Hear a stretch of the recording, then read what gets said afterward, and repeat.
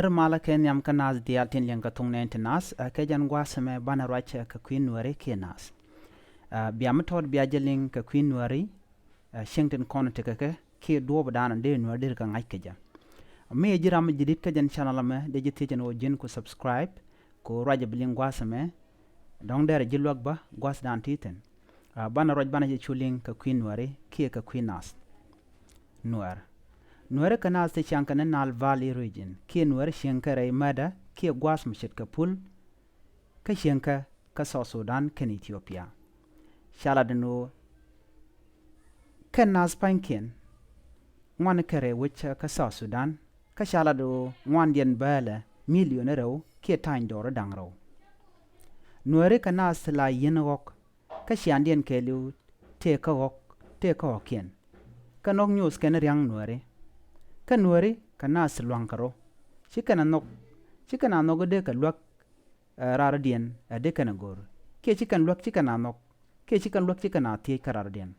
la rana nong ni mel dien ka tede nueri kane ti riang kanok kan chiang te ka dien en te ka riang dien atano ko dan te ka chit kamen moy karo dien ka chiran rar dien che de gwe jor ade bodanak la kana goran wo bi kana lwak ngai ka nuer ka twar en la twar ka ke we en la we ka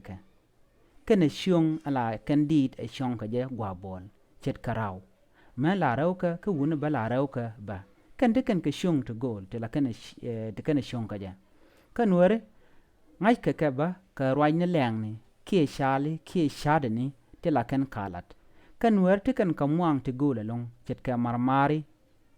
lat le ni den marmari e wa wonyam te ditan ka te ka ngwane ba te lalat ka ne ka tok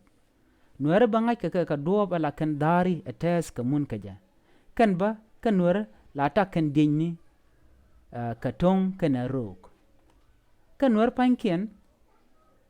la kan rogatak ka ba dul koy kien kan jen kien ba ga yen ka ja lo ngai nuer ngai kan la da mon yelong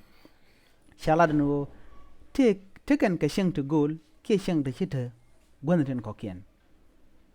ke jan gwasame tama te ka ti shang nuere shika yar shang te wal kan shang tama ka shang to gol kan nin de takti ti nuere shika shang kien ten ta ka chikan ka gujelo shika tel chawo men tel ka ja chi bos te tin chi ter che tin kan do ban chi jom charo da ger ka ja chala do shang ne men hi totot talk ke chingwan de chika to chika tuok gwa siang ka dien kan shandien ke ta dien kan apal ngode te kan ka shang ken te wal te tin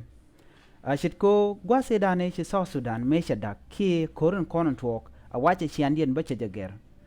chaka wo gwanren kon shingatin ka chika ne jien kan dia la do tan dien shang betanat bu ke jien la tan dien akana dot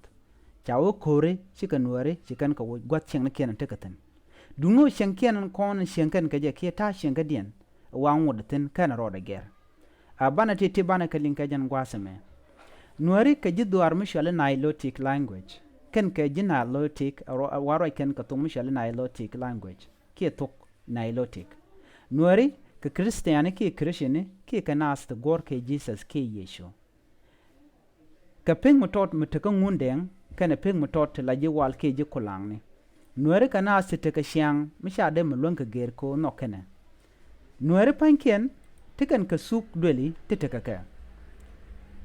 laran la te ka dorien duno kan dial chwal ka nuere tikan ka tuk dori titeka ka ki doron kon tekaten nuere kwen dien rela rode chinas tamar ki nas te chirodien nak tigwe kenwo tikan ka shwa chika rodien kwen nuere ngai ka nyurdien ka jal ko jana danen dida longa na me nyuru nuer ka jal wa nyudu janu tege ka nung medit ka nasen ko kien nuere ka nas go ka nas tungwane ken rewe ka South Sudan cha jala dino na me ajanda ndi linga jan gwase me bana leni je ka mandodien ka queen nuere ke ka dob dan de kon nuere kon linga je mi jiram jidit ka jan channel ma gore no jen be nyo kana se ko kien ko de latin kon ba non ka de kana shubka je ka gwase dan en be ka chop ka je biata kamal jan gwa dande kon chongten bye bye